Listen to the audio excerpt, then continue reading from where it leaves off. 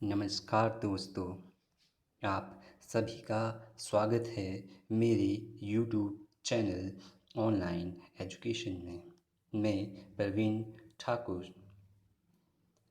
दोस्तों, आज के इस वीडियो लेक्चर में हम भारतीय संविधान की विशेषताओं तथा स्रोतों के बारे में जानेंगे कि भारतीय संविधान की विशेषताएं क्या क्या है और वे कौन कौन से सोर्स है, वे कौन कौन से स्रोत है। अर्थात भारतीय संविधान में जो संरचनाएं हमने दूसरे देशों से ली है, वे किन किन देशों से हमने क्या क्या संरचनाएं हमने अडॉप्ट की है, और भारतीय संविधान में दूसरे देशों के संविधानों के स्रोतों से ली गई उन संरचनाओं को भारतीय परिप्रेक्ष्य के संदर्भ में किस प्रकार उनको परिवर्तित करके या मॉडिफाई करके उनको अडॉप्ट किया गया है। तो चलो शुरू करते हैं। भारतीय संविधान विशेषताएं वह स्रोत। तो सबसे पहले बताना चाहूँगा आपको कि भारतीय संविधान में बहुत सारी संरचनाएं विभिन्न विभिन्न देशों से ली गई है। इसलिए मैंने अपने अंतिम लेक्चर में कहा था कि भारतीय संविधान को एक अनोखा संविधान कहा जाता है। इसको मिक्स्ड बैग ऑफ कॉन्स्टिट्यूशन कहा जाता है। इसको दूसरे देशों से उधार लिया गया संविधान भी कहा जाता है। इसको पैच वर्क ऑफ कॉन्स्टिट्यूशन भी कहा जाता है, क्योंकि भारतीय संविधान सभा के सदस्यों को जो भी दूसरे देश के संविधान में जो जो राजनीतिक संरचनाएं और प्रणालियां अच्छी लगी, उन राजनीतिक प्रणालियों को उन्होंने भारतीय संविधान में शामिल किया। तो ये निम्नलिखित देश है, ये वे देश है जिन देशों से हमने बहुत सारी संरचनाएं प्राप्त की है। Canada, Australia, Germany, USSR, United Soviet socialist Russia, भूतपूर्व सोवियत संघ। और बताना चाहूँगा, इसको यूनाइटेड सोवियत सोशलिस्ट रशिया 1991 तक कहा जाता था। जब तक शीत युद्ध था 1945 से 1991 तक, तब तक यूनाइटेड सोवियत सोशलिस्ट रशिया एक बड़ा फेडरेशन था। लेकिन जैसे ही शीत युद्ध का अंत हो जाता है दिसंबर 1991 में, तो उसके बाद सोवियत संघ का विघटन हो जाता है। और जो सोवियत संघ में जितने भी छोटे छोटे राज्यों का समावेश था, जिन छोटे छोटे राज्यों ने मिलकर भूतपूर्व सोवियत संघ बनाया था, उनमें से लैटिवा, एस्टोनिया और लिथुनिया, तीन छोटे छोटे जो प्रोविंस है, जो स्टेट है, वो अलग होगी। वहाँ से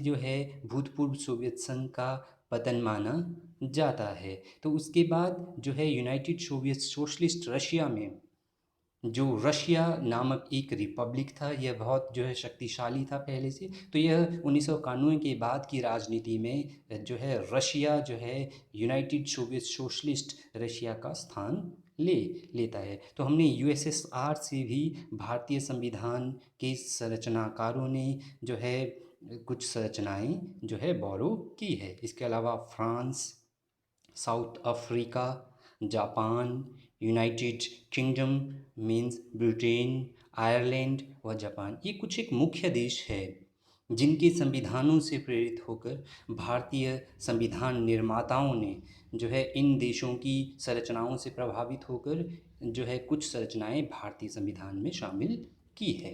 तो सबसे पहले मैं बात करूंगा कनाडा के संविधान से भारतीय संविधान निर्माताओं ने क्या क्या क्या क्या संरचनाएं अडॉप्ट की है। कनाडा के संविधान से शक्तियों का विभाजन लिया गया है, सेपरेशन ऑफ पावर।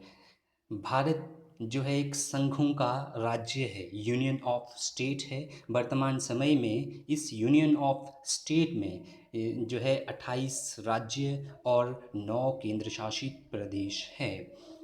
इन केंद्र वह राज्यों में लोकतांत्रिक शासन प्रणाली में शासन को सरलतापूर्वक चलाने के लिए शासन को केंद्र व राज्यों में विभाजित किया गया है। अर्थात जो है केंद्र में एक सरकार होती है और प्रत्येक राज्य की अपनी अपनी राज्य सरकारें हैं। केंद्र की सरकार की शक्तियाँ क्या है, राज्य सरकारों की शक्तियाँ क्या है, वो इन शक्तियों का विभाजन जो है भारतीय संविधान की 3 सूचियों के अंतर्गत किया गया है। वो मैं आपको आगे बताऊंगा। तो उन 3 सूचियों में जितनी भी शक्तियाँ दी गई है, उन शक्तियों का विभाजन केंद्र व राज्यों में, क्योंकि कनाडा जो है एक संघात्मक शासन प्रणाली वाला देश है, वहाँ पर जो है कैंटन में जो है शक्तियों का विभाजन पाया जाता है। इसी प्रकार भारत में भी केंद्र सरकार की शक्तियों का वर्गीकरण किया गया है और राज्य सरकारों की शक्तियों का वर्गीकरण किया गया है। और संघात्मक शासन प्रणाली, फेडरल सिस्टम ऑफ गवर्नमेंट भी हमने जो है कनाडा से लिया है। कनाडा जो है संघात्मक शासन प्रणाली का एक उदाहरण है और विश्व का जो सबसे ओल्डेस्ट फेडरेशन है, सबसे पुराना जो संघवाद का अच्छा उदाहरण देश है, वो यूनाइटेड स्टेट्स ऑफ अमेरिका है। संघात्मक शासन प्रणाली जो है, भारत को हम अर्ध संघात्मक शासन प्रणाली वाला देश कहा जाता है, क्वाजी फेडरल कहा जाता है। क्योंकि संघात्मक शासन प्रणाली में क्या होता है, संघात्मक शासन प्रणाली में केंद्र और राज्यों में जो शक्तियों का बंटवारा होता है, वो जो है मेरा कहने का अभिप्राय ये है कि केंद्र और राज्य जो है अपने अपने जो है क्षेत्र में स्वतंत्र होते हैं। जिस प्रकार जो है केंद्र का जो है एक अलग कॉन्स्टिट्यूशन होता है, उसकी अपनी पावर में वो बिल्कुल ऑटोनॉमस है, उसी प्रकार स्टेट भी बिल्कुल जो है ऑटोनॉमस होता है, उनके अपना कॉन्स्टिट्यूशन होता है, वो अपने जो है नीति नियम बना सकते हैं। लेकिन भारत में अर्ध संघात्मक शासन प्रणाली है, भारत में केंद्र को शक्तिशाली बनाया गया है।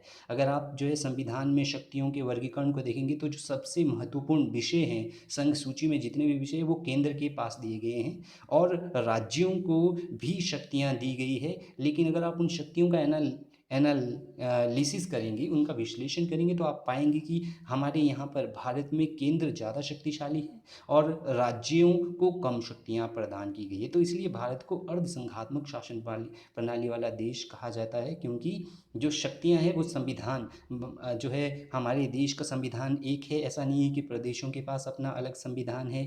हमारे चाहे वो केंद्र की सरकार हो, उन सब के लिए संविधान एक है। इसलिए भारत अर्ध संघात्मक शासन प्रणाली वाला देश है। लेकिन जो संघात्मक शासन प्रणाली वाले देश है, उन देशों की मुख्य विशेषता यह होती है कि वहाँ पर शक्तियों का जो विभाजन है वो स्पष्ट रूप से किया गया होता है। तो संघात्मक शासन प्रणाली हमने जो है कनाडा से अडॉप्ट की है। और अवशिष्ट शक्तियों का केंद्रीकरण, अवशिष्ट शक्तियों मीन्स जो रेजिड्यूरी पावर है उनका जो है सेंट्रलाइजेशन, अर्थात अवशिष्ट शक्तियां जो है केंद्रीय सरकार के पास रखी गई है। मैं जैसे आपको बता रहा था कि शक्तियों का विभाजन जो है सूचियों के अंतर्गत किया गया है, जैसे संघ सूची है, राज्य सूची है, समवर्ती सूची है और अवशिष्ट शक्तियाँ भी होती है। ऐसी शक्तियाँ जो है 3 सूचियों के अंतर्गत नहीं आता, ऐसा कोई विषय है जो तीनों सूचियों में नहीं आता है, संघ सूची, राज्य सूची और समवर्ती सूची, तो ऐसी शक्तियों को हम अवशिष्ट शक्तियाँ कहती है। और ऐसे जो है विषय पर जो है कानून बनाने का अधिकार केवल और केवल केंद्र सरकार को होता है। तो जो अवशिष्ट शक्तियों का केंद्रीकरण है वो भी हमने कनाडा से लिया है। केंद्र द्वारा राज्यपाल की नियुक्ति, यह जो विशेषता है, यह राजनीतिक संरचना हमने कनाडा की शासन प्रणाली से ली है। जिस प्रकार आपको पता है प्रत्येक राज्य के राज्य विधानमंडल में जो राज्य का मुखिया होता है, राज्य का मुखिया जो है राज्यपाल होता है और जो राज्य सरकार का मुखिया होता है वो प्रधानमंत्री होता है। तो जो राज्यपाल की नियुक्ति है वो जो है केंद्र सरकार द्वारा की जाती है और राज्य के प्रधानमंत्री के परामर्श पर जो है केंद्र में जो है राष्ट्रपति जो है उस प्रदेश के मुख्यमंत्री की जो है परामर्श के आधार पर राज्यपाल की नियुक्ति करता है। सर्वोच्च न्यायालय की परामर्शदात्री भूमिका, अर्थात सर्वोच्च न्यायालय जो है परामर्शदात्री के रूप में, सर्वोच्च न्यायालय परामर्श किसको देता है, सर्वोच्च न्यायालय जो है भारत के राष्ट्रपति को जो है परामर्श देता है जब वह अपनी इमरजेंसी पावर का यूज़ करता है, जब वह अपनी आपातकालीन शक्तियों का प्रयोग करता है, अनुच्छेद 352, 356 और 360 का प्रयोग करता है। तो उस मामले में उन जो है इमरजेंसी पावर्स के संदर्भ में सर्वोच्च न्यायालय जो है भारत के राष्ट्रपति को सलाह दे सकता है, लेकिन यह ज़रूरी नहीं है भारत के राष्ट्रपति के लिए कि भारत का राष्ट्रपति उन सलाह को माने या ना माने। तो ये जो संरचनाएं हैं ये जो है कनाडा की संविधान से भारत के संविधान में ली गई है। अब मैं जो दूसरा जो स्टेट है जिससे हमने जो है राजनीतिक संरचनाएं बोरो की है वो है ऑस्ट्रेलिया। विश्व में सबसे छोटा महाद्वीप है ऑस्ट्रेलिया। तो ऑस्ट्रेलिया से हमने समवर्ती सूची ली है। तो सबसे पहले मैं आपको बताऊंगा भारतीय संविधान द्वारा जो शक्तियां हैं केंद्र और राज्यों की, उनको 3 सूचियों में बांटा है। सबसे पहले संघ सूची है। ओरिजिनली जो है इसमें 97 विषय थे, वर्तमान में इसमें 100 विषय हैं। तो इसमें वे सब महत्वपूर्ण विषय हैं वो जो कि राष्ट्रीय महत्व के हैं। तो संघ सूची में ऐसे विषय हैं जो राष्ट्रीय महत्व के हैं, जैसे बैंकिंग है, जैसे फाइनेंस है, मुद्रा है, ऑयल है, हैवी इंडस्ट्री है। ये सारे जो है संघ सूची के विषय हैं। इन पर जो है कानून बनाने का अधिकार केवल और केवल संघ सरकार को ही है। दूसरी जो सूची आती है वो आती है राज्य सूची, जिसको हम स्टेट लिस्ट कहते हैं। ओरिजिनली इसमें जो है 66 विषय थे, लेकिन वर्तमान समय में इसमें जो है 61 जो है सब्जेक्ट रखे गए हैं। तो राज्य सूची के प्रत्येक विषय पर कानून बनाने का अधिकार केवल और केवल जो है राज्यसभा को है। लेकिन यदि राज्यसभा को लगता है कि राज्य सूची में कोई ऐसा विषय है जो राष्ट्रीय महत्व का है और वह ऐसा प्रस्ताव पास कर दे कि यह राज्य सूची का विषय है, यह जो है राष्ट्रीय महत्व का है, अगर वह ऐसा प्रस्ताव पास करके संसद को भेज देती है तो लोकसभा राज्य सूची के उस विषय पर कानून बना सकती है। पर मैं फिर से जो है रिपीट कर रहा हूँ, अगर राज्य सूची ऐसी संतुति दे दे, ऐसी रिकमेंडेशन दे दे, ऐसा प्रस्ताव पास करके दे दे कि राज्य सूची का यह विषय राष्ट्रीय महत्व का है, तभी जो है केंद्र सरकार उस पर कानून बना सकती है। तीसरी सूची है समवर्ती सूची। समवर्ती सूची में वे विषय आते हैं जो ना तो संघ सूची में होते हैं ना तो राज्य सूची में होते हैं। ऐसे विषय जो है समवर्ती सूची में आते हैं और इन पर कानून बनाने का अधिकार केंद्र और राज्य दोनों को ही है। समवर्ती सूची में केंद्र सरकार भी कानून बना सकती है और राज्य जो है सरकार भी कानून बना सकती है। वर्तमान समय में जो शिक्षा एक विषय है, यह जो है कंकरेंट लिस्ट में रखा गया है। लेकिन यदि केंद्र और राज्य सरकार में किसी कानून के प्रति मतभेद हो जाए तो केंद्र सरकार का कानून अंतिम माना जाएगा। तो जो समवर्ती सूची है ये हमने ऑस्ट्रेलिया से ली है।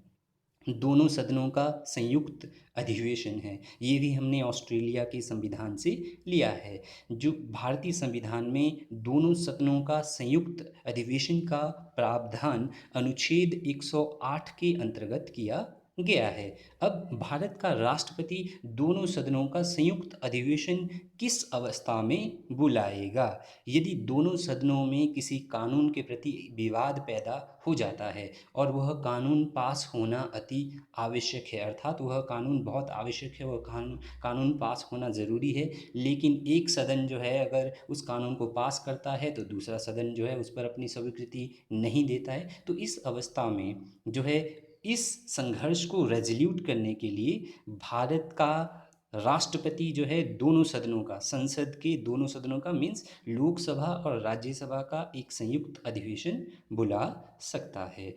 तो संयुक्त अधिवेशन द्वारा जो है उनके बीच के संघर्ष को सुलझाने का प्रयास किया जाता है। तो दोनों सदनों के संयुक्त अधिवेशन को हमने ऑस्ट्रेलिया के कॉन्स्टिट्यूशन से लिया है। तीसरा है जर्मनी का बाइमर कॉन्स्टिट्यूशन। तो जर्मनी के बाइमर कॉन्स्टिट्यूशन से हमने जर्मनी के बाइमर कॉन्स्टिट्यूशन से हमने मौलिक अधिकारों पर प्रतिबंध, आपातकाल के समय में जो है मौलिक अधिकारों पर जो प्रतिबंध लगाया जाता है, ये संरचना हमने जो है जर्मनी के वाइमर कॉन्स्टिट्यूशन से ली है। मैं आपको समझाता हूँ। राष्ट्रपति को जो है आपातकालीन शक्तियाँ दी गई है। अनुच्छेद 352 में राष्ट्रपति जो है राष्ट्रीय आपातकाल घोषित कर सकता है। अनुच्छेद 352 में राष्ट्रपति राष्ट्रीय आपातकाल घोषित कर सकता है। अर्थात जब राष्ट्रपति को ये लगे कि भारत के ऊपर किसी दूसरे देश ने आक्रमण कर दिया है, तो युद्ध अथवा आक्रमण की अवस्था में भारत का राष्ट्रपति अनुच्छेद 352 लगा सकता है। जब अनुच्छेद 352 लगता है तो पूरे देश की व्यवस्था जो है राष्ट्रपति के हाथ में आ जाती है। और जब यह अनुच्छेद लगता है तो उस समय नागरिकों के सारे मौलिक अधिकार जो है सस्पेंड हो जाते हैं, सिर्फ आर्टिकल 20 और 21 को छोड़कर। आर्टिकल 20 में जो है राइट टू लाइफ है, जीवन का अधिकार है, और आर्टिकल 21 में जो है राइट टू लिबर्टी है। तो जीवन और स्वतंत्रता का अधिकार ही नागरिकों के पास जो है इमरजेंसी के समय रहता है। तो जो ये मौलिक अधिकारों पर प्रतिबंध है, चाहे वो अनुच्छेद 356 हो, 360 हो, ये जो प्रतिबंध है मौलिक अधिकारों पर, ये जर्मनी के वाइमर कॉन्स्टिट्यूशन से लिया गया है।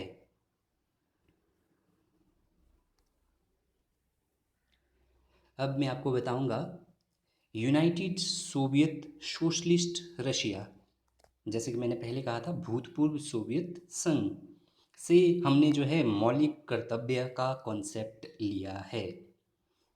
मैं बताना चाहूँगा, जब भारत का संविधान बना था, जब भारत का संविधान अडॉप्ट किया गया था 26 नवंबर 1949 को और लागू किया गया था 26 जनवरी 1950 को, तो उस समय का जो भारत का संविधान था उसमें नागरिकों को मौलिक अधिकार तो दिए गए थे, लेकिन नागरिकों के मौलिक कर्तव्य का कोई वर्णन नहीं था। बाद में 42वें संवैधानिक संशोधन द्वारा भारतीय संविधान में जो है संशोधन किया गया, और भारतीय संविधान के भाग 4 में भाग 4A एक नया अध्याय जोड़ा गया। अनुच्छेद 51 एक नया अनुच्छेद जो है जोड़ा गया, जिसके तहत जो है भारत के नागरिकों के 10 मौलिक कर्तव्य जो है निर्धारित किए गए थे।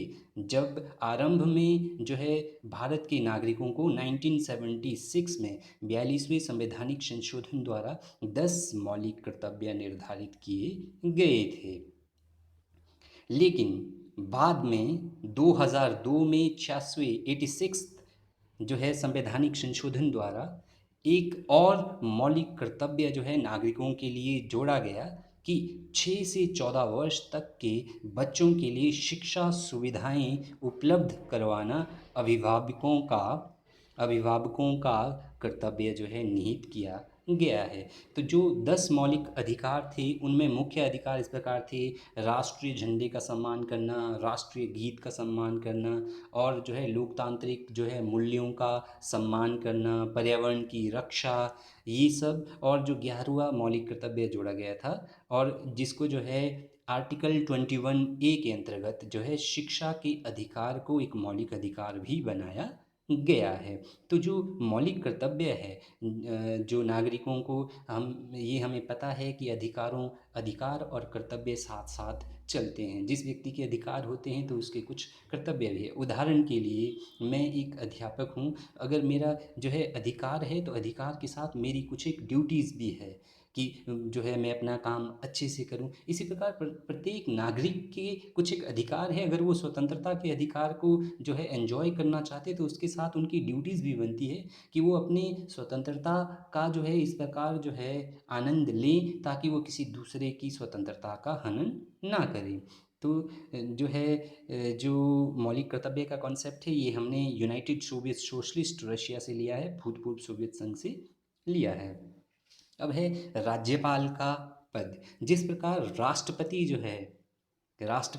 जो है केंद्र जो है पूरे देश का मुखिया होता है, जिस प्रकार भारत में जो है राष्ट्रपति हेड ऑफ द स्टेट होता है, अर्थात भारत में जितने भी कानून लागू किए जाते हैं वो राष्ट्रपति के नाम से ही, जितने भी संधि समझौते जो है विदेश सरकारों के साथ होते हैं वो राष्ट्रपति के नाम से ही किए जाते हैं। जिस प्रकार राष्ट्रपति पूरे देश का मुखिया होता है। उसी प्रकार जो प्रदेश होता है, देश हो गया भारत, प्रदेश हो गया हिमाचल। तो हिमाचल प्रदेश है, जो हिमाचल प्रदेश में राज्यपाल है, राज्यपाल। तो राज्यपाल का जो पद है, ये हमने जो है भूतपूर्व सोवियत संघ के संविधान से लिया है। राज्यपाल जो है प्रदेश, जो प्रदेश होता है उसका मुखिया होता है। और यहाँ पर आपको बताना चाहूँगा, राष्ट्रपति जो है देश का मुखिया होता है, प्रधानमंत्री उस देश की सरकार का मुखिया होता है, राष्ट्रपति तीनों सेनाओं का सर्वोच्च सेनापति होता है, और राष्ट्रपति जो है देश का प्रथम नागरिक भी होता है। उसी प्रकार प्रदेश में जो प्रथम नागरिक होता है, या प्रदेश का जो प्रथम जो नागरिक होता है, वो राज्यपाल होता है। और भारतीय संविधान की प्रस्तावना में जो न्याय का आदर्श लिया गया है, अर्थात भारतीय संविधान की प्रस्तावना को जब आप पढ़ेंगे तो उसमें जो है न्याय की बात की गई है। तो सामाजिक, आर्थिक और राजनीतिक और जो है सांस्कृतिक न्याय स्थापित करने का जो आदर्श है, कि भारत में हम जो है सामाजिक न्याय स्थापित करेंगे। आर्थिक न्याय का अर्थ यह है कि आर्थिक जो है स्तर पर सभी लोगों को जो है काम का अधिकार देने का प्रयास किया जाएगा। किसी भी व्यक्ति का जो है उनके काम के घंटे निश्चित किए जाएंगे, उसका जो है शोषण नहीं होगा। तो इस प्रकार का जो न्याय का आदर्श है, ये जो है भूतपूर्व सोवियत संघ के संविधान से भारत के संविधान में शामिल किया गया है। फ्रांस से हमने गणतंत्रीय शासन प्रणाली को अडॉप्ट किया है। अब गणतंत्रीय शासन प्रणाली क्या होती है? सिंपल सी टर्म है, गणतंत्र, लोगों का तंत्र। अर्थात जिस शासन प्रणाली में उस देश का मुखिया मीन्स उस देश का राष्ट्रपति जो है लोगों द्वारा प्रत्यक्ष और अप्रत्यक्ष तौर पर चुना जाता है, उसको गणतंत्रीय प्रणाली कहा जाता है। फिर से रिपीट कर रहा हूँ, जिस देश में उस देश का जो मुखिया है, जो हेड ऑफ द स्टेट है, जैसे भारत में हेड ऑफ द स्टेट राष्ट्रपति है। राष्ट्रपति जो है लोगों द्वारा प्रत्यक्ष अथवा अप्रत्यक्ष तौर पर, या तो लोग उसको डायरेक्ट जो है वोट के द्वारा चुनते हैं, या इनडायरेक्टली वो अपने प्रतिनिधियों द्वारा चुनते हैं। प्रत्यक्ष या अप्रत्यक्ष तौर पर जो है लोगों द्वारा चुना जाता है, उसको गणतंत्रीय प्रणाली कहते हैं। तो हमने गणतंत्रीय प्रणाली जो है हमने फ्रांस से अडॉप्ट की है। प्रस्तावना में स्वतंत्रता, यह भी जो है हमने फ्रांस के संविधान से प्रेरित होकर अपने संविधान में शामिल की है।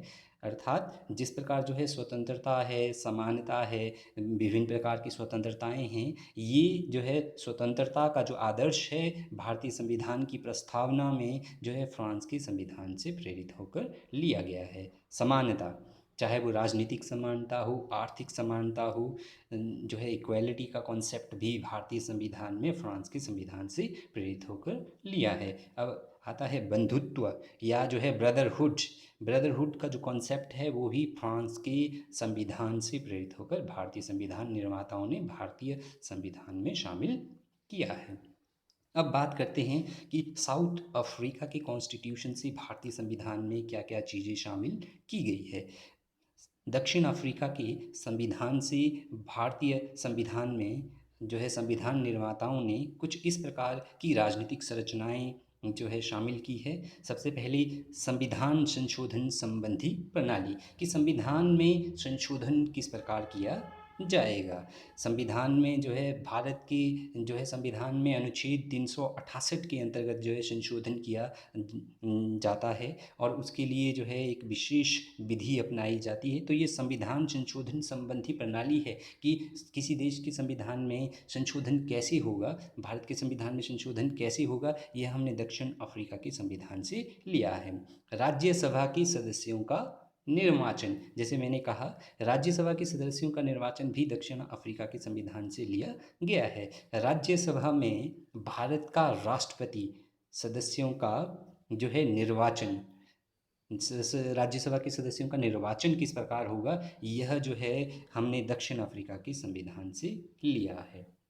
अब बात करते हैं ब्रिटेन की, यूनाइटेड किंगडम की। तो यूनाइटेड किंगडम से हमने संसदीय शासन प्रणाली को लिया है। ये मैंने अपने पिछले लेक्चर में भी कहा था ब्रिटेन को संसदीय शासन प्रणाली का जनक कहा जाता है। अर्थात विश्व में आज जिस जिस देश में भी संसदीय शासन प्रणाली है वो जो है इंग्लैंड की शासन प्रणाली से ही प्रेरित है। अब संसदीय शासन प्रणाली होती क्या है? संसदीय शासन प्रणाली वह शासन प्रणाली होती है जिसमें विधान पालिका क्या हुई? विधान पालिका मीन्स संसद, जिसमें विधान पालिका अर्थात संसद अपने कार्यों के लिए कार्यपालिका क्या हुई? राष्ट्रपति, अर्थात संसद अपने कार्यों के लिए जो है राष्ट्रपति के प्रति उत्तरदायी होती है।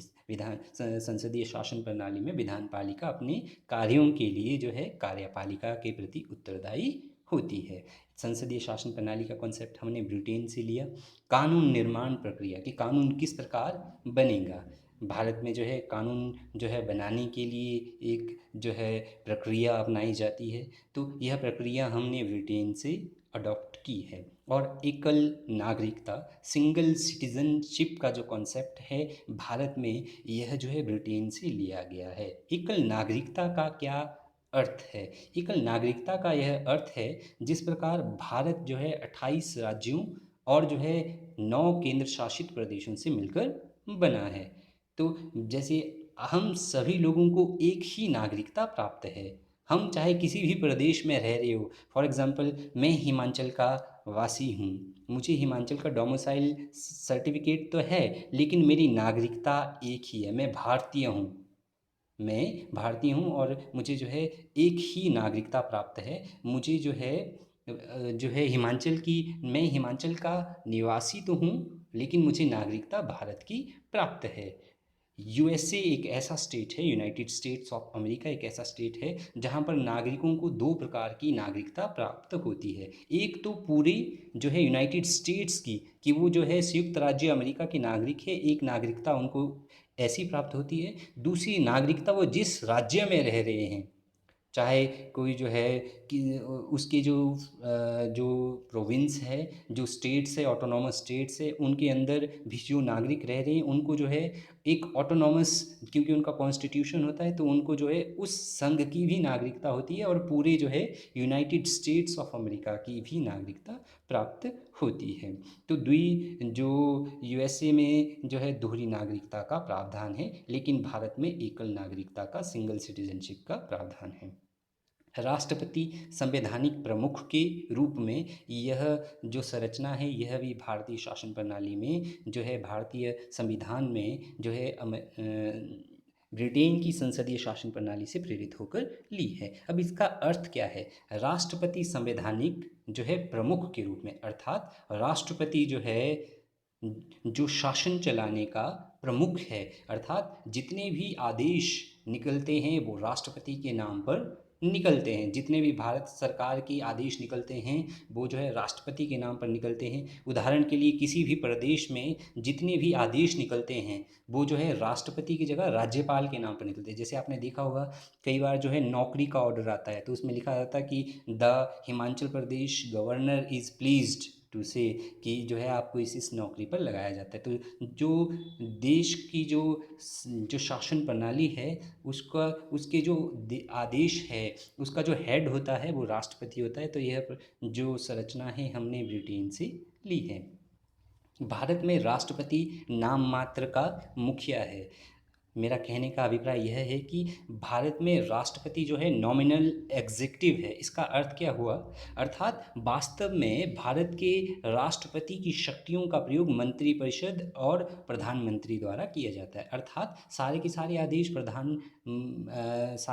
आदेश राष्ट्रपति के नाम पर निकलते हैं, लेकिन वास्तव में उसकी शक्तियाँ जो है पूरी जो है मंत्रिपरिषद द्वारा यूज़ की जाती है। इसलिए जो है भारत में राष्ट्रपति के पद को नाम मात्र कहा जाता है। लेकिन अमेरिका में राष्ट्रपति का पद जो है वास्तविक जो है, अमेरिका का राष्ट्रपति जो है वास्तविक मुखिया है। अर्थात वहाँ पर जितने भी आदेश जो है राष्ट्रपति जो है निकालता है वह वास्तव में जो है उसी के नाम पर निकलते हैं और उसी के द्वारा एग्जीक्यूट किए जाते हैं। इसलिए अमेरिका में संघात्मक शासन प्रणाली है, जबकि भारत में संसदीय शासन प्रणाली है, जिसमें जो है हेड ऑफ द स्टेट जो है क्या होता है, हेड ऑफ द स्टेट जो है नाम मात्र मुखिया होता है, वास्तव में उसकी शक्तियों का प्रयोग मंत्रिपरिषद करते हैं। जबकि जो संघात्मक शासन प्रणाली होती है उसमें हेड ऑफ द स्टेट जो है रियल एग्जीक्यूटिव होता है, अर्थात वो जो है आदेश भी देता है और उनको एग्जीक्यूट भी करवाता है। जिस प्रकार जो है अगर आप इंग्लैंड में देखेंगे तो इंग्लैंड में जो हेड ऑफ द स्टेट होता है वो किंग या क्वीन होता है, क्योंकि वो एक अनरिटन जो है वहाँ पर परंपरा है, अलिखित परंपरा है, क्योंकि वहाँ पर सदियों सदियों से राजा जो है हेड ऑफ द स्टेट रहे हैं। और जो है राजा के नाम पर आगे जो है जितने भी कार्य करता है वो प्रधानमंत्री जो है संसदीय शासन प्रणाली में इंग्लैंड में करता है। और अखिल भारतीय सेवा प्रणाली, ऑल इंडिया जो सर्विस जो कमीशन है, जो ऑल इंडिया जिस प्रकार जो है भारत में जो है जो सिविल सर्वेंट रिक्रूट किए जाते हैं वो जो है हमने ब्रिटेन से अडॉप्ट किया, क्योंकि हम जो है ब्रिटिशर्स के अधीन थे। तो ब्रिटिशर्स ने ही यहाँ पर जो है अखिल भारतीय सेवा प्रणाली को सबसे पहले जो है शुरू किया था। और वर्तमान समय में यूनियन पब्लिक सर्विस कमीशन, संघ लोक सेवा आयोग जो है इसका जो है परिवर्तित रूप है। तो ये कुछ एक संरचनाएं हैं जो भारत के संविधान निर्माताओं ने यूके की संविधान से ली है। आयरलैंड की संविधान से हमने राज्य नीति के निर्देशक सिद्धांत लिए हैं, directive principle of state policy, ये हमने आयरलैंड की संविधान से प्रेरित होकर लिए हैं। और भारतीय संविधान के जो है भाग 3 अनुच्छेद 36 से 51 में जो है इन जो है राज्य नीति के निर्देशक सिद्धांतों का वर्णन किया है। फिर से रिपीट कर रहा हूँ, भारतीय संविधान की भाग 4 अनुच्छेद 36 से 51 में राज्य नीति के निर्देशक सिद्धांतों का वर्णन किया गया है। पर यहाँ पर एक बात जो है जानने योग्य है, राज्य नीति के निर्देशक सिद्धांत क्या है। तो राज्य नीति के निर्देशक सिद्धांत ऐसे जो है डायरेक्टिव प्रिंसिपल है, ऐसे निर्देशक सिद्धांत है जो किसी भी राज्य को निर्देश देते हैं कि जब भी कोई राज्य कोई नीति बनाएगा, जब भी कोई कानून बनाने का प्रयास करेगा तो वह इन जो है निर्देशक सिद्धांतों को ध्यान में अवश्य रखे, ताकि ये समाजवादी, आर्थिक और गांधीवादी जो राज्य नीति के निर्देशक सिद्धांत है ये भी जो है इनको जो है ध्यान में रखकर जो है प्रत्येक प्रकार के कानून बनाए जाए। तो राज्य नीति के निर्देशक सिद्धांतों को भारत में जो है उदारवादी, समाजवादी और गांधीवादी जो है राज्य नीति के निर्देशक सिद्धांतों में विभाजित किया गया है। लेकिन ये न्यायोचित नहीं है।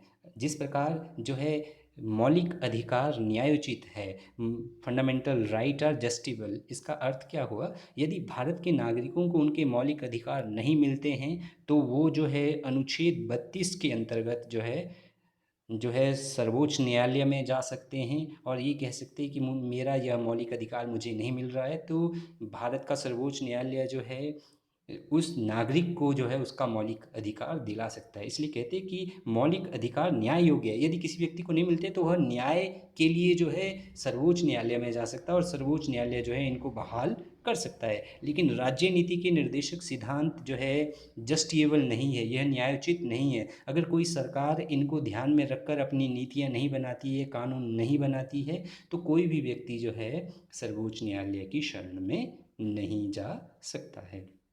और जो राष्ट्रपति के निर्वाचन की पद्धति है वो भी, कि भारत के राष्ट्रपति को किस प्रकार चुना जाएगा, ठीक है, यह भी जो है भारत के संविधान में आयरलैंड के संविधान से प्रेरित होकर ली गई है। राज्यसभा के सदस्यों का मनोनयन, राज्यसभा के सदस्यों का नॉमिनेशन, भारतीय जो संसद है उसमें उसके 2 सदन है, लोकसभा और राज्यसभा। लोकसभा में भारत का राष्ट्रपति 2 सदस्यों को, एंग्लो इंडियन के 2 सदस्यों को मनोनीत करता है यदि उसको लगता है कि एंग्लो इंडियन को जो है उचित प्रतिनिधित्व नहीं मिला है। लेकिन राज्यसभा में जो है भारत का राष्ट्रपति 12 सदस्यों को मनोनीत करता है जो कला, साहित्य और विज्ञान के क्षेत्र में जो है प्रसिद्धि प्राप्त व्यक्ति हो, चाहे वो स्पोर्ट्स है, कला है, साहित्य है। तो राज्यसभा में ऐसे 12 सदस्यों को भारत का राष्ट्रपति जो है मनोनीत करता है। तो राज्यसभा में सदस्यों का मनोनयन भी भारतीय संविधान के निर्माताओं द्वारा आयरलैंड से लिया गया है। अब जो है जापान, जापान से जो है भारतीय संविधान में विधि द्वारा स्थापित प्रक्रिया को लिया गया है। प्रोसीजर एस्टेब्लिश्ड बाय लॉ, इसका अर्थ क्या हुआ? इसका अर्थ यह हो कि procedure laid down by the law of state और स्टैच्यू जो है भारत में जो है इस प्रक्रिया को अपनाया गया है।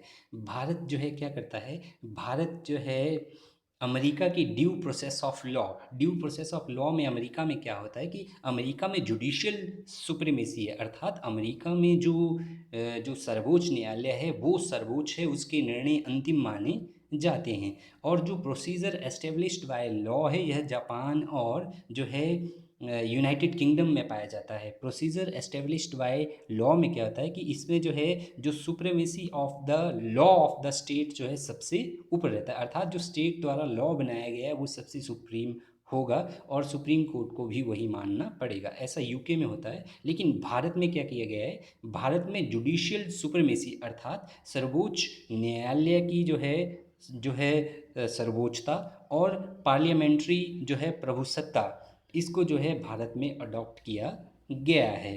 तो भारत में संविधान सर्वोच्च है, लेकिन न्यायपालिका जो है संविधान की सुरक्षा न्यायिक पुनर्निरीक्षण द्वारा करती है। तो इसका अर्थ क्या हो गया, भारत में संविधान कॉन्स्टिट्यूशन सर्वोच्च है, न्यायपालिका जो है संविधान की सुरक्षा करती है। अर्थात इसका अर्थ क्या हुआ, न्यायिक पुनर्निरीक्षण का अर्थ क्या होता है, जुडिशियल रिव्यू का अर्थ क्या होता है, यदि यदि संसद में जो है लोकसभा या राज्यसभा कोई ऐसा कानून बनाती है जो संविधान के किसी उपबंध या संविधान में दिए गए नियमों के विरुद्ध है, तो न्यायिक पुनर्निरीक्षण की शक्ति का प्रयोग करके न्यायपालिका संसद या विधानमंडल द्वारा जो है पास किए गए ऐसे कानूनों को जो है अवैध या रद्द घोषित कर सकती है। फिर से बता रहा हूँ, न्यायिक पुनर्निरीक्षण क्या होता है। उदाहरण के तौर पर जो है भारत की सरकार कोई ऐसा कानून बनाती है या संसद कोई ऐसा कानून बनाती है जिसका प्रावधान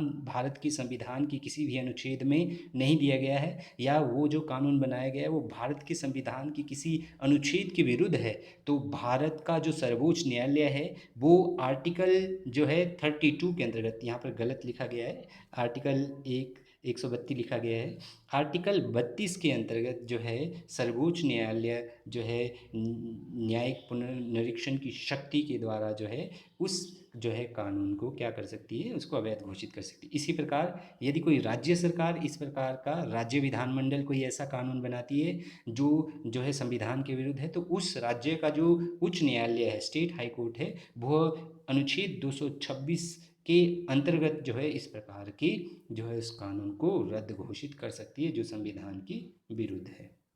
तो अब करते हैं बात भारत की संविधान की विशेषताओं की। अभी तक हमने जाना कि भारत के संविधान निर्माताओं ने दूसरे देश से क्या क्या संरचनाएं ली। अब जानते हैं भारत की संविधान की विशेषताएं। सबसे पहली विशेषता जो है भारत के संविधान की वो है लिखित एवं निर्मित संविधान, अर्थात भारत का संविधान लिखा गया है और यह संविधान सभा द्वारा बनाया गया है। ये मैंने आपको पहले ही कहा है कि लिखित एवं निर्मित संविधान क्या होता है। तो लिखित में क्या होता है कि लिखित में कुछ पार्ट हो सकता है 95% पार्ट लिखा गया हो, लेकिन 5% भाग जो है परंपराओं पर चलता है। जैसे इंग्लैंड का संविधान है, इंग्लैंड का संविधान भी लिखित संविधान है, लेकिन वहाँ पर परंपराएं भी चलती है। लिखित कैसे, मान लो इंग्लैंड में जो है बहुत सारी जो सरकार चलाने की संरचनाएं हैं उनका लिखित रूप में वर्णन किया गया हो, लेकिन जैसे जो राजा जो है हेड ऑफ द स्टेट होगा, किंग और क्वीन जो है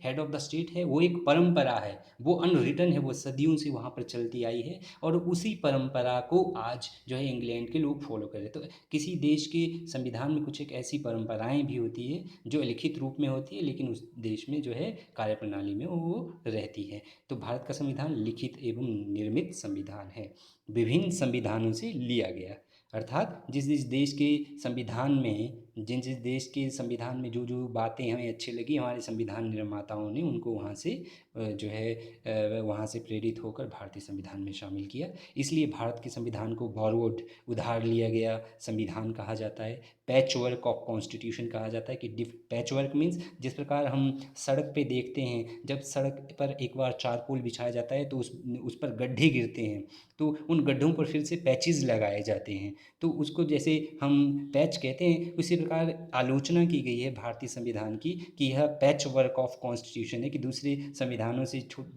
थोड़ी थोड़ी चीज़ें उठाकर जो है भारतीय संविधान में पैचेस लगाए गए हैं। मिक्स्ड बैग ऑफ कॉन्स्टिट्यूशन की एक बैग है, उसमें जो है मिक्स्ड किया गया है दूसरे बैग को, मिक्स्ड बैग ऑफ कॉन्स्टिट्यूशन। और डॉक्टर B.R. अम्बेडकर ने भारत के संविधान को ransacking all the known constitution of the world कहा गया है।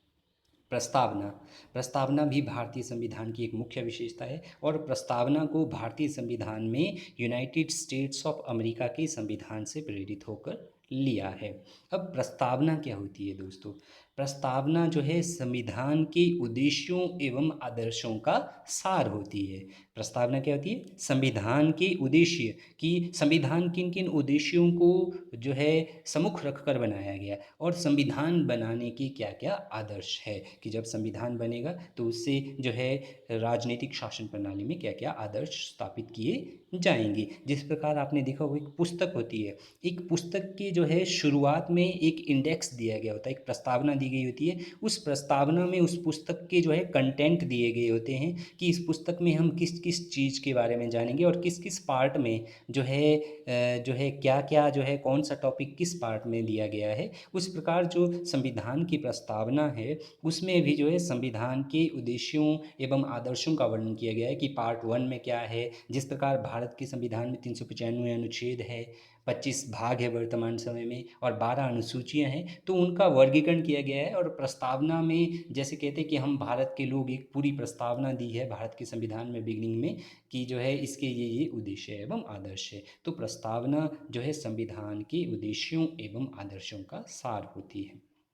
अगली विशेषता है भारतीय संविधान की, कि यह विश्व का सबसे लंबा एवं जो है विस्तृत संविधान है। कल भी मैंने कहा था लार्जेस्ट एंड लेंथिएस्ट, भारत को जो है विश्व की लार्जेस्ट डेमोक्रेसी भी कहा जाता है। लार्जेस्ट डेमोक्रेसी जो है जनसंख्या के संदर्भ में भारत को जाता है, क्योंकि भारत ही एकमात्र ऐसा देश है चीन के बाद जिसकी जनसंख्या जो है दूसरे स्थान पर है, तो इसलिए भारत को largest democracy of the world कहा जाता है। तो सबसे लंबा और विस्तृत संविधान है, जहां 1949 में, और जब 26 जनवरी 1950 को यह संविधान लागू हुआ था, तो इसमें 395 आर्टिकल, 22 भाग और 8 शेड्यूल थे। वहीं 2013 में, अगर मेरे पिछले लेक्चर में अगर आर्टिकल आगे पीछे हो थोड़े, तो इसमें मैं जो है उनको रेक्टिफाई कर रहा हूँ। 2013 में जो है भारतीय संविधान में 465 अनुच्छेद, 25 भाग और 12 अनुसूचियाँ थी। तो इसलिए भारत के संविधान को सबसे लंबा और विस्तृत संविधान भी कहा जाता है। नेक्स्ट है कठोर वह लचीला, रिजिड एंड फ्लेक्सिबल। तो जो कठोर वह लचीला का कॉन्सेप्ट है, कठोर संविधान क्या होता है? कठोर संविधान से अभिप्राय उस संविधान से है जिसमें जो है संशोधन करना आसान ना हो, या जिसमें एक जो है स्पेशल प्रोसीजर द्वारा अमेंडमेंट किया जा सकता हो, अर्थात जिसमें संशोधन करने के लिए संसद में जो है बहुमत से वह प्रस्ताव पास होना आवश्यक है। जिस प्रकार जो है अमेरिका का संविधान एक कठोर संविधान है, तो अमेरिका की जो संसद है, अमेरिका की संसद में जो है किसी भी जो है प्रस्ताव को पास करने के लिए वहाँ पर स्पेशल मेजॉरिटी का होना आवश्यक है, तभी जो है संविधान में संशोधन किया जा सकता है। और जो इंग्लैंड का संविधान है वो फ्लेक्सिबल संविधान माना जाता है, लचीला संविधान माना जाता है। लचीला संविधान क्या होता है? जिसमें जो है ऑर्डिनरी, जिस प्रकार जो है साधारण कानून पास किए जाते हों, उसी प्रकार संविधान में संशोधन भी साधारण जो है बहुमत से किया जाता हो। लेकिन भारत का संविधान जो है कठोर वह लचीला दोनों हैं। अर्थात जो है भारत के संविधान में जो है विशेष बहुमत से भी कुछ एक जो है संशोधन किए जाते हैं। जैसे आपने देखा होगा, अगर संसद में लोकसभा और राज्यसभा कोई विधेयक पास कर देते हैं, लेकिन वह विधेयक राज्यों से संबंधी भी है, तो आधा या आधे से अधिक राज्यों की स्वीकृति जो है उस जो है प्रस्ताव को पास जो है करने के लिए आवश्यक होती है। तो भारत में जो है विशेष बहुमत से जो है संविधान में संशोधन किया जा सकता है, और फ्लेक्सिबल भी है कि अगर जो है किसी प्रकार की सिचुएशन है और उस सिचुएशन में जिस प्रकार से जो है कानून जो है होना चाहिए, तो उस प्रकार भी भारत में संविधान कानून बनाया जा सकता है। अब है नेक्स्ट विशेषता भारतीय संविधान की, वो है न्यायिक सर्वोच्चता वह संसदीय प्रभुसत्ता का मिश्रण। न्यायिक सर्वोच्चता मीन्स जो जुडिशियल सुप्रीमेसी है, ये यूएसए में पाई जाती है, और संसदीय प्रभुसत्ता ये जो है यूनाइटेड किंगडम में पाई जाती है। अब न्यायिक सर्वोच्चता क्या होती है? अर्थात जो सर्वोच्च न्यायालय है या जो न्याय है वो सर्वोच्च है संविधान के बाद। तो न्यायिक सर्वोच्चता जो है सर्वोच्च है, अर्थात भारत में जो न्याय है, जो कानून का शासन है, वो सभी लोगों के लिए एक समान है। अर्थात कानून के समक्ष सभी व्यक्ति एक समान है, चाहे वो व्यक्ति गरीब है अमीर है, वो सभी कानून के समक्ष एक समान है, और कानून सबकी सुरक्षा एक समान करेगा। और संसदीय प्रभुसत्ता का अर्थ है कि जो पार्लियामेंट्री सोवरेनिटी है, अर्थात जो है लोग जो है जो मेन फोकल पॉइंट है संसदीय प्रभुसत्ता में। और नेक्स्ट जो विशेषता है वो है मौलिक अधिकार। भारतीय संविधान के भाग 3 अनुच्छेद 12 से 35 में जितने भी मौलिक अधिकार दिए गए हैं, वो मौलिक अधिकार का जो कॉन्सेप्ट है यह अमेरिका के संविधान से लिया गया है। अब अधिकार और मौलिक अधिकार क्या होता है? कई बार पूछा जाता है कि अधिकार क्या है, मौलिक अधिकार क्या है? तो सिंपल है, अधिकार मनुष्य जीवन की वे आवश्यक शर्तें हैं। अधिकार मनुष्य जीवन की वे आवश्यक शर्तें हैं जिनके बिना कोई भी व्यक्ति अपने जीवन का विकास नहीं कर सकता। जैसे जीवन जीने का अधिकार है, यह किसी देश के संविधान द्वारा नहीं दिया गया है, बल्कि जब मानव इस धरती पर आया तो उसके साथ यह अधिकार पहले से ही था। तो अधिकार जो है क्या है? वे आवश्यक शर्तें जो किसी देश जो है किसी भी व्यक्ति के लिए जीवन यापन के लिए आवश्यक होते हैं। लेकिन मौलिक अधिकार क्या होते हैं? मौलिक मीन्स फंडामेंटल, जो बेसिक है, जो आवश्यक है। तो मौलिक अधिकार जो है वे अधिकार होते हैं जो किसी नागरिक को उस देश का नागरिक होने के नाते प्राप्त होते हैं। तो मौलिक अधिकार क्या होते हैं? जो किसी देश के नागरिक को उस देश का नागरिक होने के नाते प्राप्त होते हैं। अर्थात उदाहरण के लिए भारत है, भारत के संविधान द्वारा नागरिकों को मौलिक अधिकार दिए गए हैं, तो वो मौलिक अधिकार भारत के नागरिकों को ही प्राप्त होंगे। उनमें से कुछ एक अधिकार ऐसे हैं, जैसे स्वतंत्रता का अधिकार है, या कानून के जो है कानून की शरण लेने का अधिकार है, वो विदेशियों को भी प्राप्त है। लेकिन मैं समझा रहा हूँ आपको मौलिक अधिकार कि मौलिक अधिकार क्या होते हैं। मौलिक अधिकार जो है किसी देश के संविधान द्वारा उस देश के नागरिकों को दिए जाते हैं, ये फंडामेंटल होते हैं, ताकि जो है उस देश के नागरिक जो है अपने जीवन का चहुमुखी विकास कर सके, सामाजिक आर्थिक राजनीतिक जीवन में वो विकास कर सके। जो अगली विशेषता है भारतीय संविधान की, वो है दो सदनीय संसद, बाई कैमरल लेजिस्लेचर। भारतीय संसद के दो सदन हैं। तो जो दो सदनीय संसद है यह हमने यूनाइटेड किंगडम से लिया है, ब्रिटेन से लिया है। भारत की संसद, भारत में संसद कहा जाता है, तो संसद के दो सदन है, लोकसभा और राज्यसभा। लोकसभा जो है निम्न सदन है, यह जो है लोगों का प्रतिनिधित्व करता है, और राज्यसभा जो है उच्च सदन है, अपर हाउस है, यह जो है राज्यों की जो भूमि है उसका प्रतिनिधित्व करता है। लोकसभा का जो कार्यकाल है वो 5 वर्ष है, जबकि राज्यसभा का कार्यकाल वैसे तो निश्चित नहीं है, पर भी 6 वर्ष जो है माना जाता है, और प्रत्येक 2 वर्ष के बाद 1/3 सदस्य राज्यसभा के रिटायर हो जाते हैं। तो दो सदनीय संसद है, यह भी हमने जो है इंग्लैंड से लिया है। इकहरी न्याय व्यवस्था, सिंगल जुडिशियल सिस्टम, यह भी भारतीय संविधान की एक मुख्य विशेषता है। अब इकहरी न्याय व्यवस्था क्या होती है? तो उदाहरण के लिए जिस प्रकार जो है इकहरी न्याय व्यवस्था में क्या होता है कि उदाहरण के लिए भारत एक जो है देश है, तो भारत देश की जो राजधानी है उस पर जो है उस देश की राजधानी में एक सर्वोच्च न्यायालय होगा, अर्थात एक उच्चतम न्यायालय होगा, वो होगा देश की राजधानी में, जिस प्रकार भारत में दिल्ली में है। फिर जैसे भारत में जो है 28 राज्य हैं, 28 जो प्रदेश है, उन प्रदेशों की राजधानी में एक हाई कोर्ट स्थित होगा, उच्च न्यायालय प्रदेश की राजधानी में स्थित होगा। कई राज्यों दो या दो से अधिक राज्यों का एक हाई कोर्ट भी हो सकता है। और फिर उस प्रदेश के अंदर जो जिला है, उस जिले में एक उच्च न्यायालय होगा जो जिले स्तर पर जो है जो न्यायिक कार्य करेगा। और जिले के अंदर अगर जिला बहुत बड़ा है तो उसका जो डिवीज़न है उसमें अधीनस्थ न्यायालय होगा। तो मेरा कहने का क्या अभिप्राय है, पूरे के पूरे देश में चाहे वो सर्वोच्च न्यायालय हो, चाहे वो उच्च न्यायालय हो, चाहे वो जो है अधीनस्थ न्यायालय हो, यहाँ पर गलत हो गया है मेरे से, तीसरे नंबर पर जो है अधीनस्थ न्यायालय आएगा, जो है डिस्ट्रिक्ट न्यायालय आएगा, जिला न्यायालय आएगा तीसरे नंबर पर।